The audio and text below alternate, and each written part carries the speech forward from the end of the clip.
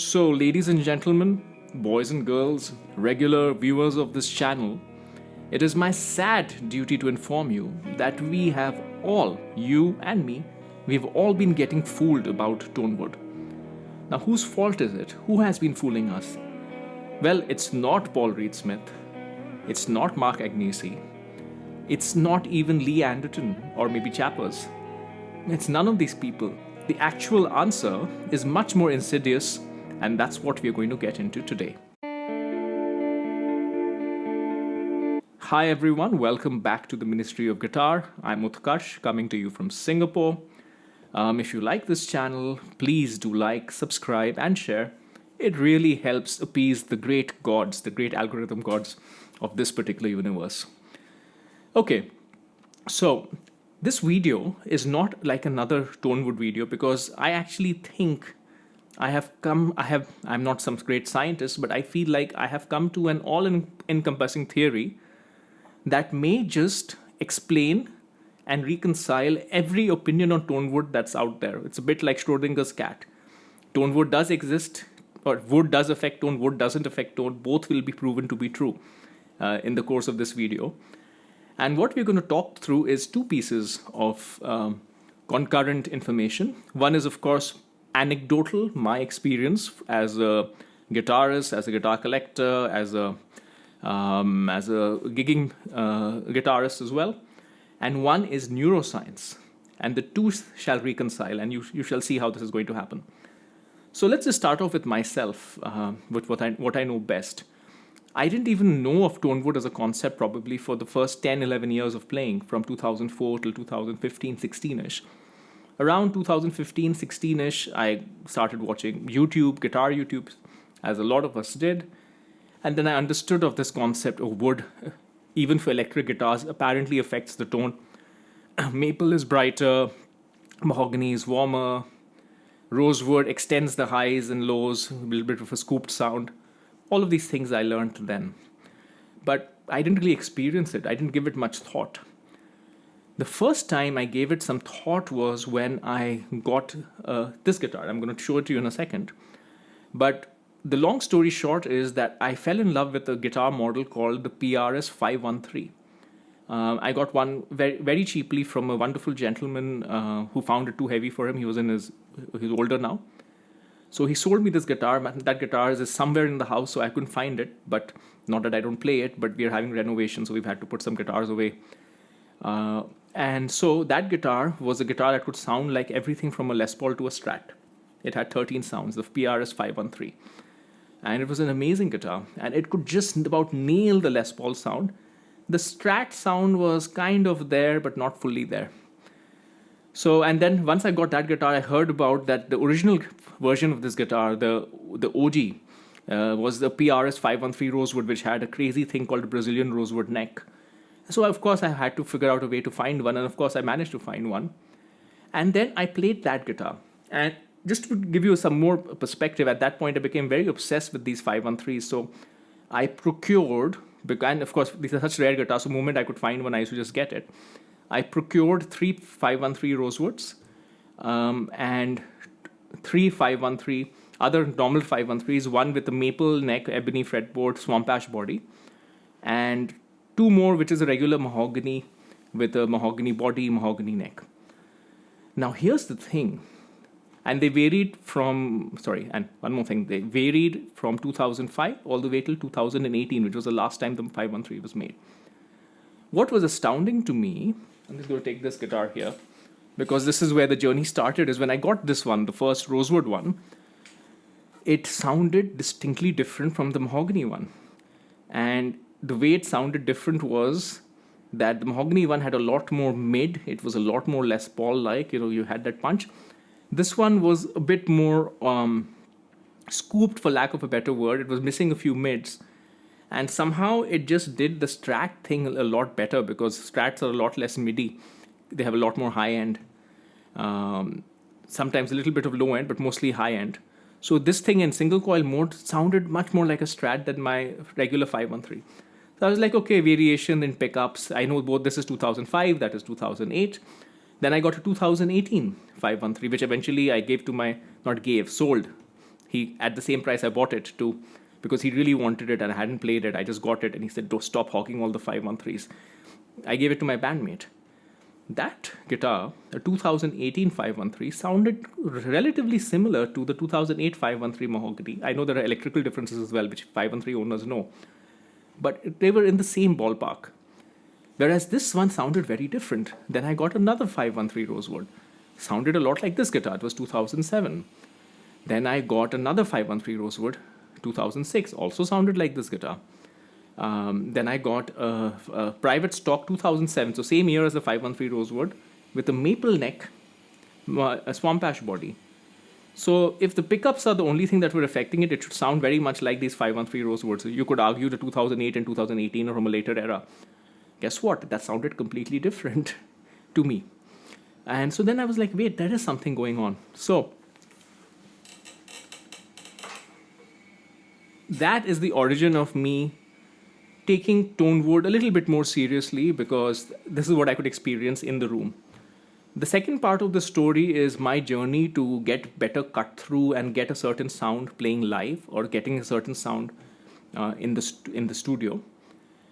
And this part of the journey was where I found out the guitar really didn't matter. It was really how I set up the patches. It was the speaker that I was using, the amplifier that I was using. Of course, single coils and humbuckers are different, but outside of sitting and playing with yourself in a live setting or even in a recording setting, I just realized that these other things were way more important than any small variations in the signal that the guitar can give. So for me, then my combined theory of Tonewood became that, okay, when you're playing by yourself in the room, you can tell the difference, and these are very subtle differences, but you can definitely feel them and they will affect you, especially if you're very involved. And then if you're playing in a gig or you're recording, you have 100 other things that you can do to make the tone you want. I think ZZ Top do this very, very well. They kind of make everything sound the same so that Billy Gibbon can play whatever guitar he wants and it all sounds like his Pearly Gates Les Paul. There's a video on this, I think, on the Rig Rundown or something. So all of this we know. What is it that we don't know? What does neuroscience tell us? And this is where things got very, very interesting. And this is where the fooled part comes in, where we are getting fooled. So I want you to think about what is reality. What is it that you and I are perceiving?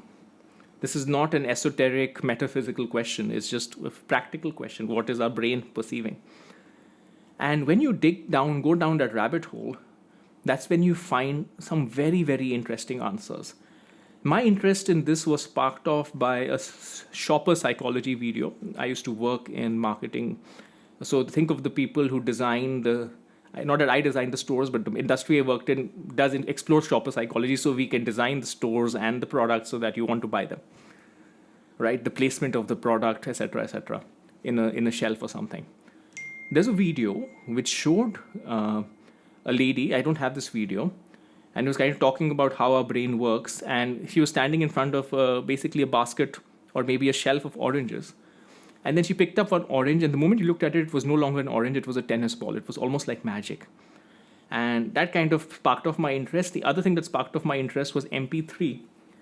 When I figured out, or rather, when I learned about how MP3s work, and I know when I say MP3, you're thinking Napster, you're thinking Lars Ulrich. I promise you this is much more interesting.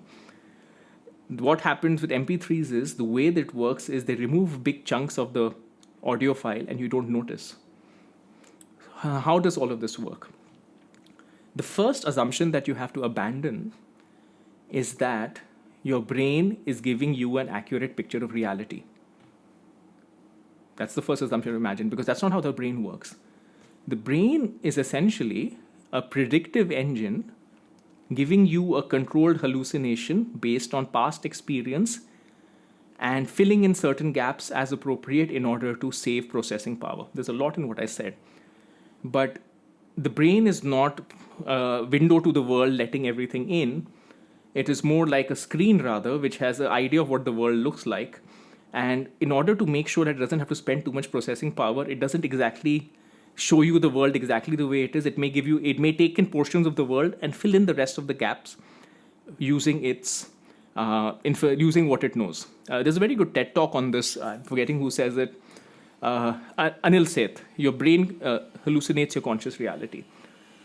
So what this means is what you are perceiving, hearing, listening, watching, whatever, at any point in time, is a predictive reality where the brain is taking cues from the real world, but it's filling up a lot using its knowledge. And that is actually an hallucination, because hallucination is what is getting created by the brain, not what is outside.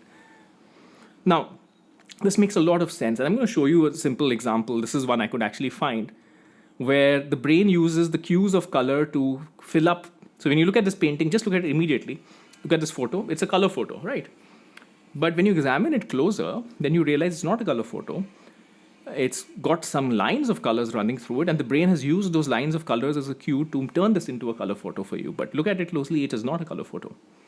This is a simple example of how the brain is using predictive analytics. So it knows that there should be color, there's a face, there is background or whatever, and it doesn't have it, but because you got some cues, it uses that. My suspicion is this is very strongly related to what is happening with Tonewood. So when someone like Paul Reed Smith is very conscious of the difference he hears from a mahogany or maple or whatever, or someone like me who plays and has so many guitars and can hear the difference. So a couple of friends that I have a lot of guitar meetups with, we are very, very sensitive to these changes in Tonewood. The skeptics amongst you will say, these bunch of cork-sniffing idiots. But it's not really the case. We can feel the difference. I can feel the difference. As much as I will hand on my heart in a live setting say, doesn't matter, just get a humbucker guitar, we can make it sound like anything. The same hand on my heart, I'll say that when I'm sitting and playing with an amplifier in a room, each guitar sounds different and I have clear preferences. So what is happening is there are subtle differences in the way electric guitar sounds. Think about it, even two seemingly identical electric guitars, if you really A-B them, they will sound different. And the more involved you are, the more conscious you are of these differences. So Paul Reed Smith would be right up there like a wine sommelier. Think of wine, actually. It's a great example. Where someone like me will be like, oh, that's red, that's white. I doubt I can even taste the difference. I know there's a huge difference. Don't get that offended, but I don't care too much about wine. But to a wine sommelier, they can taste all sorts of notes, etc. And they probably can because they're that involved. So their senses, their predictive analytics in the brain have gotten tuned in that way. So similarly for guitarists like me, a normal person like my wife, if she hears, she might even not even know it's a guitar sound, or maybe they'll hear, oh, that's a sound of a guitar.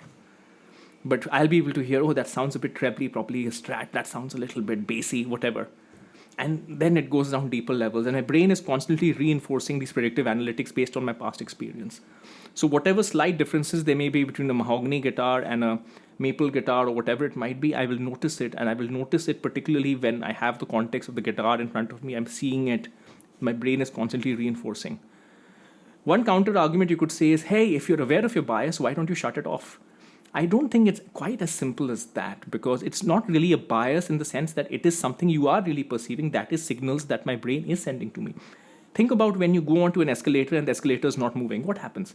You automatically get the sensation of moving forward, because your brain was used to moving forward when you get onto an escalator.